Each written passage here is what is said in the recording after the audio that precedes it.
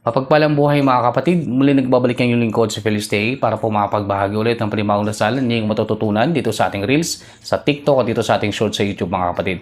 So bago tayo dumako sa aking dasal at tuturo, so bukas ay sagradong araw po ng Martes, ayan, March 24, 2026 mga kapatid. So mas malakas, mas mabisa po yung mga dasal kapag sagradong araw tulad po bukas ay Martes mga kapatid.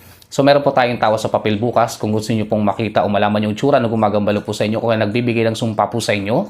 Pwede po kayong magpatawa sa papel sa akin. Meron din po tayong ritual para po sa panggagamot, pangproteksyon at pampaswerte bukas po ng gabi. Okay? So mag-message na lang mga kapatid sa mga gustong sumali.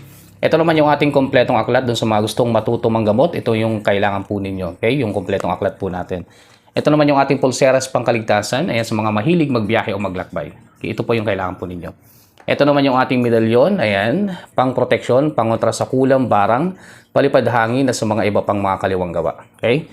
So ito naman yung ating medalyon na pampaswerte at panghalina mga kapatid. So may mga negosyo o kaya gustong swertein sa buhay. So mag-message lang kayo mga kapatid sa mga interesadong kumuha ng ating mga gamit. So dumako na tayo sa ating dasal na ituturo. Yung ating dasal na ituturo ay tungkol ito sa orasyong gayuma upang mapalapit ang kalooban ng taong nais mo mga kapatid.